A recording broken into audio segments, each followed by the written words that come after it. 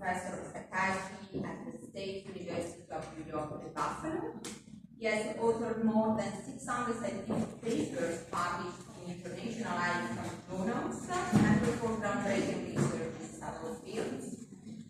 He manualized well-being therapy in 2016, and he has recently published another book entitled Discontinuing Antidepressant Medications. He has been editor-in-chief of Psychotherapy and Psychosomatic for 30 years, and is currently its honorary editor. And his presentation is entitled Well-being Therapy. Giovanni, the floor is yours. Thank you very much. With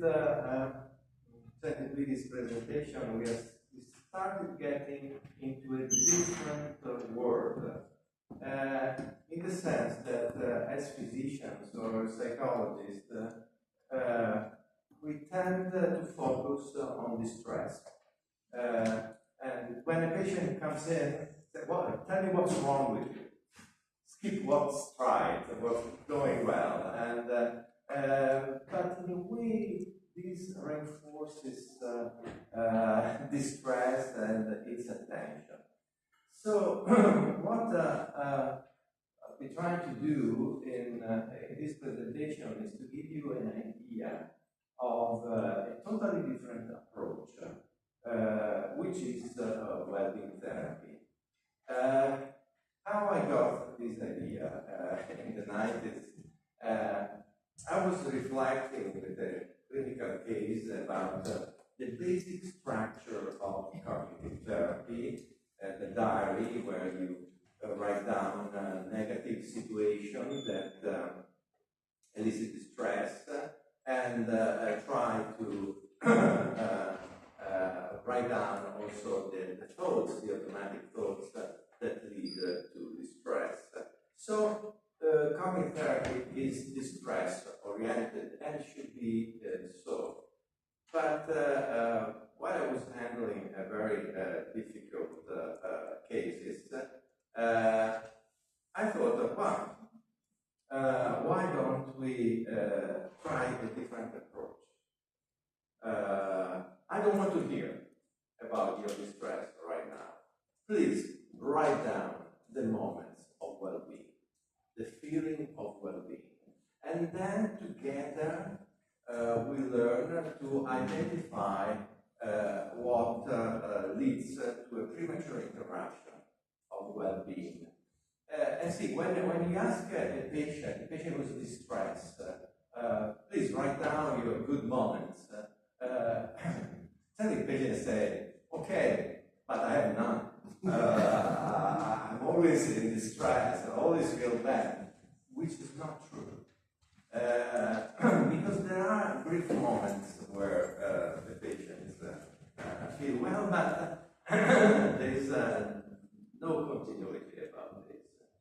That's why I devised this approach, well-being therapy, that departs from all other psychotherapeutic approaches. In this sense, it's based on self-observation of well-being. No other psychotherapeutic technique is based on this. They may aim to psychological well-being, but it's not based on monitoring well-being with the use of structured diary and homework between one session and the other. It's a brief technique which is aimed to euthymia. The balanced dimensions of psychological distress. So it has nothing to do with positive psychology. It's very American. The more the better. The more you feel happy, the better. It's not true. It's not true. You have to get a balance, at least here in Europe. So the basic structure is having some initial sessions with moments of well-being, when the patient learns to write in the diary, to the thoughts that lead to these premature interruptions, and in the final sessions, we teach the patient to counteract these thoughts, to change behavior. There is a cognitive but also a behavioral component in well-being therapy.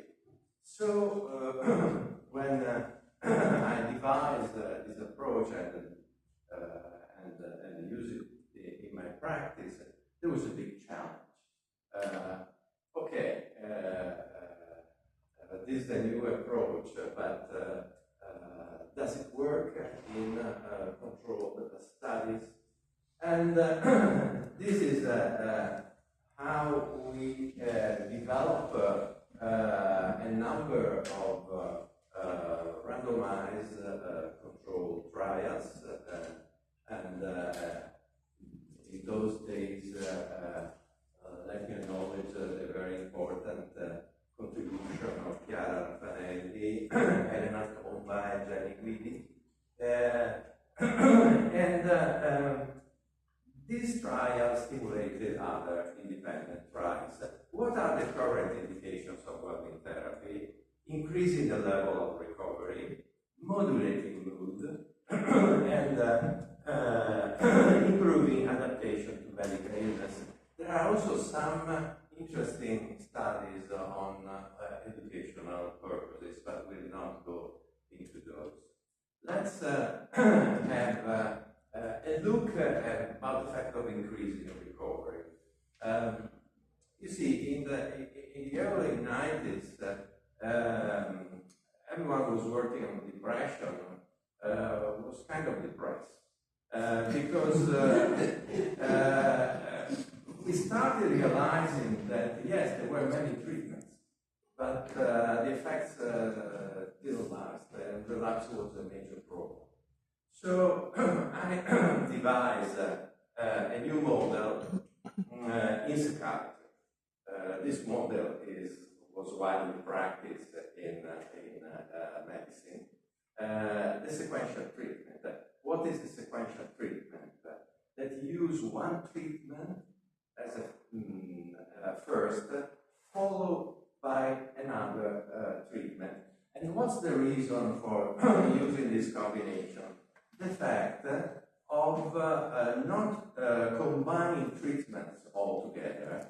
So my thought, which I want to share with you now, was that it was very good the use of antidepressant drugs for the treatment of the acute episode.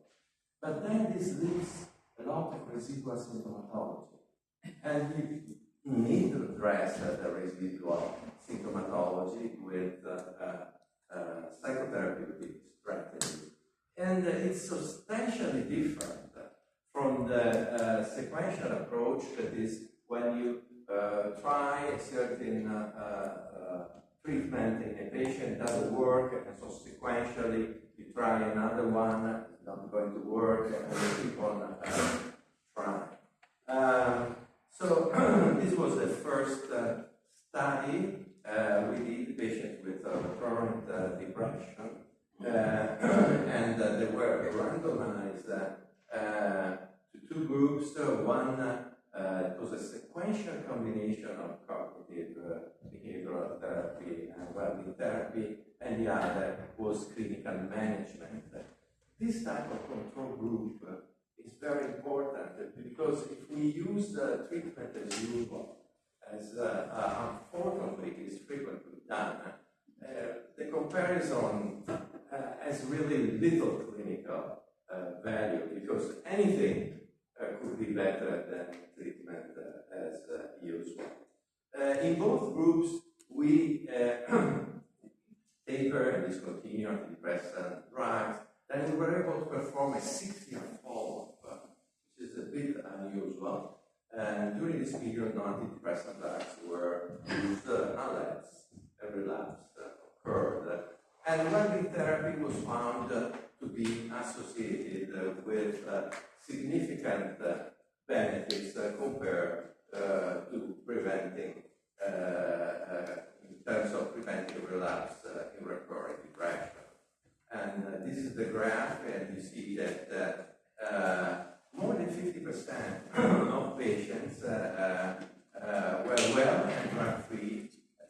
years where almost anyone relapsed in the clinical management group.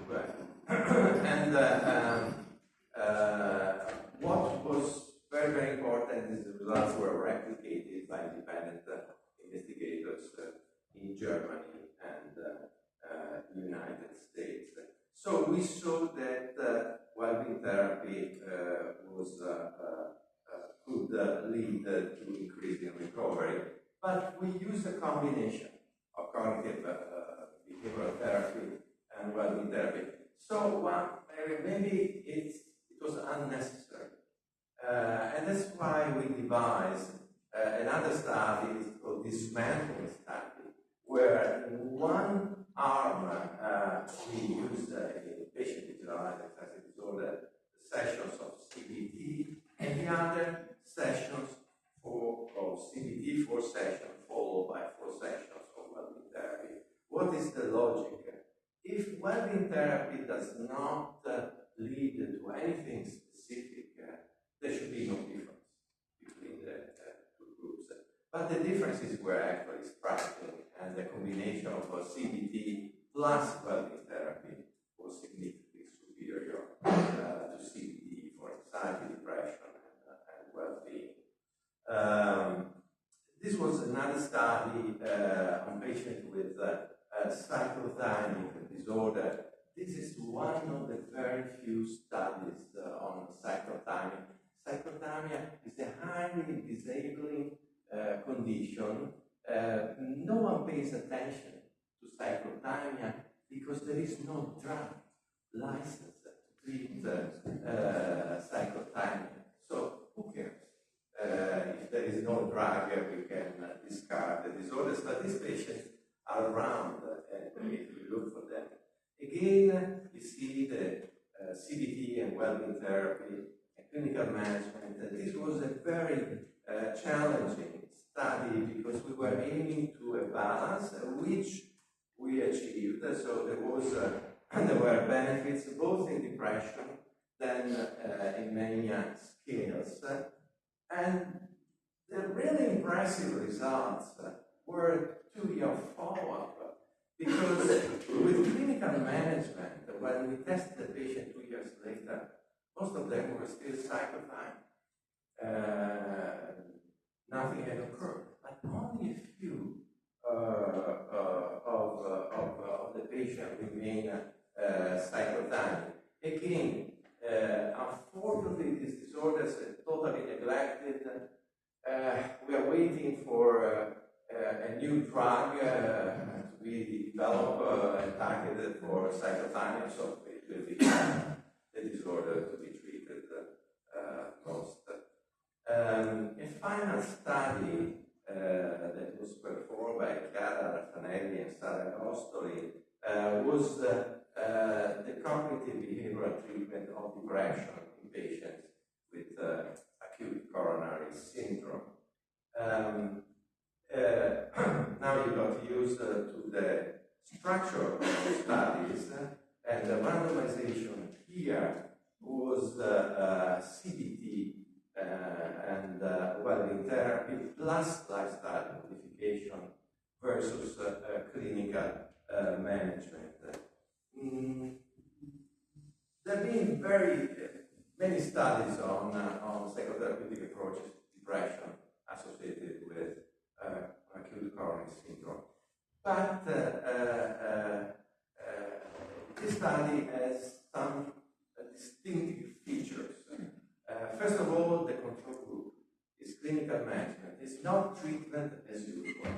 So this means that it's harder to find differences. And then there is the fact that demoralization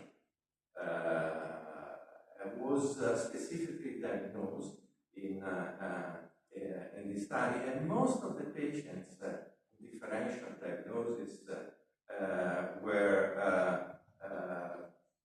were demoralized and not depressed. Let me acknowledge here the presence of Professor De Figueiredo, was the pioneer in a classic paper about the differential diagnosis between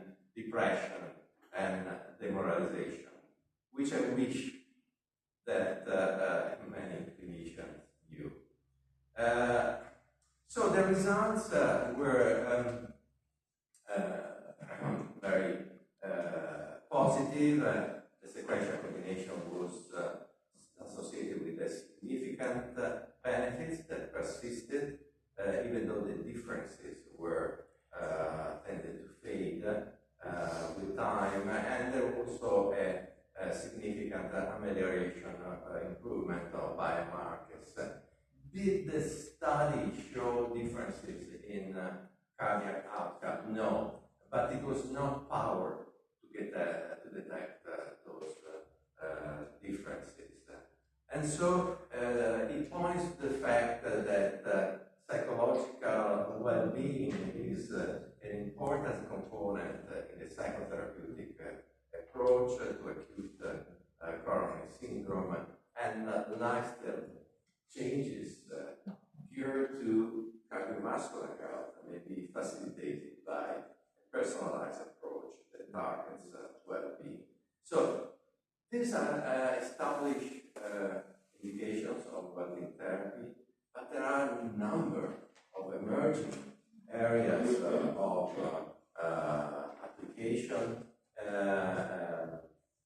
migraine, metabolic syndrome, again the importance with lifestyle, medicine, post-traumatic stress disorder, chronic pain, tolerance with antidepressant treatment, and burnout. And this is an emerging clinical application of well-being therapy, and we're glad we have here Dr. Giovanni and Dr. Liu, who performed really, I think, a groundbreaking study on burnout and well-being therapy. So we look forward to hearing to this new presentation. The study will be published very soon, but you can hear the results of the study here. Thank you very much.